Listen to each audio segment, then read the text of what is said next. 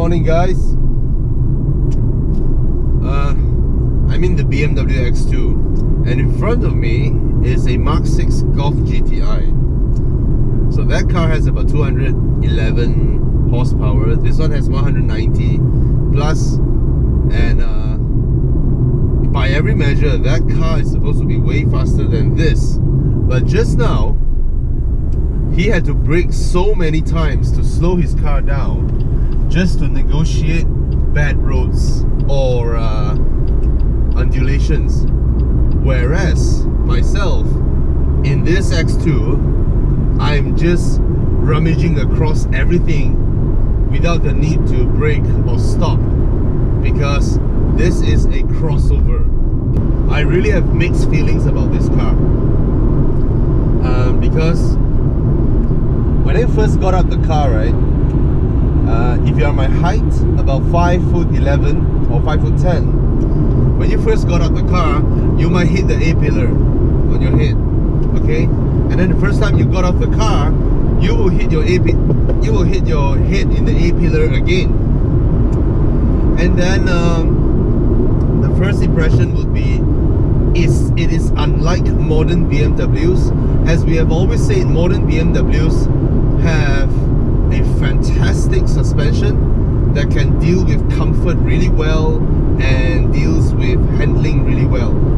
They no longer feel edgy, they no longer feel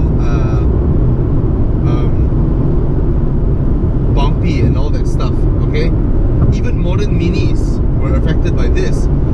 Anyone who has driven the R53, R56 generation Minis, you would have remembered how Mini Coopers, be it Countryman or Paceman or Clubman, how they react, right? They are comfortable to sit in. They have a little bit of comfort dialed in, but other than that, everything is just, the car just reacts to the road. So if you are not the kind of person who appreciate that, you will just feel that, what is this car? You know, I pay so much money and it's so uncomfortable. But for those of you who love it, like myself, I love my Clubman. I love how the body makes me feel alive when I drive, because it reacts with the road. That sensation is lost in modern BMWs, okay? I don't mean the M cars, I don't mean whatever M Sport suspension that you might be able to purchase. I mean lock, stock, barrel cars that we buy from BMW showrooms. None of them are like that anymore. The last one were the the F30s when they first came in, or the current 1 Series when it was still the Angry Bird look, or when they did the 120i M Sport edition. Those were really bumpy, alright? But none of them would react that way anymore, except this one now, the X2. Now this is front wheel drive. Does it understeer? Yes, it does. Does it have a little bit of torque steer, even though it's only 190 horsepower? Yes, it does. There is torque steer. When you're accelerating at rumble strips, what does it do? It bobs around. It is a front wheel drive car. That modern front wheel drive car has already tuned out all these issues. I don't mean all, but most of it. The best example would be Volkswagen, right? Volkswagen with the Golf, be it a 1.4 or a GTI, they have done it so well.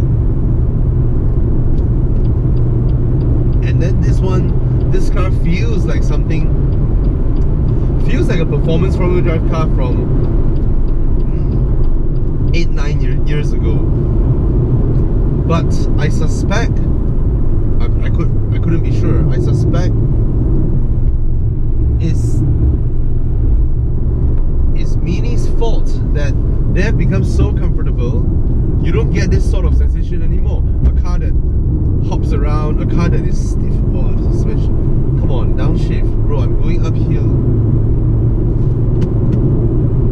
You should downshift. Anyway.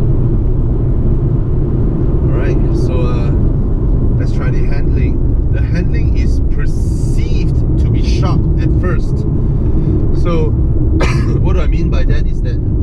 stiff suspension. You have a steering wheel that is pretty direct. You have a car that reacts immediately to this. Don't shift. But it is a setup that you very quickly run out of breath. Okay, when you brake hard and turn at the same time, it understeers. But I'm not braking really hard. That sort of braking, right, is normal for a performance front-wheel drive hatch. And then when it's on normal roads, the brakes chop. The brakes are very choppy in normal roads when you first hop up this car. Okay, you see, it's not the type whereby the car sits onto the outer wheels and then it is able to manage the weight, the acceleration, all at the same time. This guy here is the type of performance hatch that is, I may use the word struggling, even though it shouldn't at that speed. I weren't driving particularly fast on those roads. Okay, I'm not sure about the tires. I may need to check on them. If they are the same as the Minis, it may well be the Cinturatos, which aren't the grippiest of tires. Okay, so you see, the suspension is doing its job pretty well as a crossover, because as a crossover, if it's able to do a bit of this, a bit of here and there, it's acceptable. Okay, but in terms of how the car reacts, I don't think it manages to balance out its weight transfer in a good manner. See, the system cut in a bit just now. Even though I weren't exactly driving, I'm nowhere as fast as when I drive the XC40. No way. So if I were to compare this car's handling in terms of this kind of situation versus the XC40 that we have, I would conclude it as a classic answer of BMW versus Volvo in the 90s, except that the roles have swapped. Okay, the XC40 feels more like a proper setup BMW, and this one feels like a Volvo from the 90s, where it struggles a little bit of here and there. It's sort of like it knows the standard recipe to do a good handling car, but after that, it doesn't grasp the further depths of it.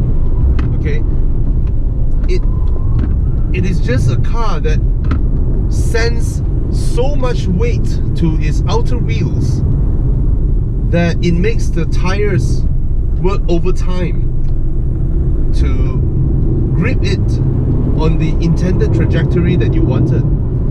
You never expect it from a car this small, because usually cars of this size will be able to do that extremely well, and you won't need to be troubled by these sort of management issues of managing the weight transfer, actively managing it, and feathering your brake pedals, trail braking into a turn or during it, and then be happy that you made it out alive. This car is scarier to drive than it should have been, because it's a crossover. The power is not a lot, and you have a BMW brand behind, and the X1 doesn't drive bad. Okay, but make no mistake, I'm able to go fast in this. It is not, you might hear me as though, oh, this car is lousy in handling. It is not lousy in handling. You can go fast if you want to. It is able to do it. It's just that it doesn't do it in the fluidity that people expect of BMW, right? It does it by managing to manage itself over it. Okay, these are what we call cars that seems exciting to drive at first, but after that, very quickly you realize they run out of breath or depth of talent. Yeah, that's how it is.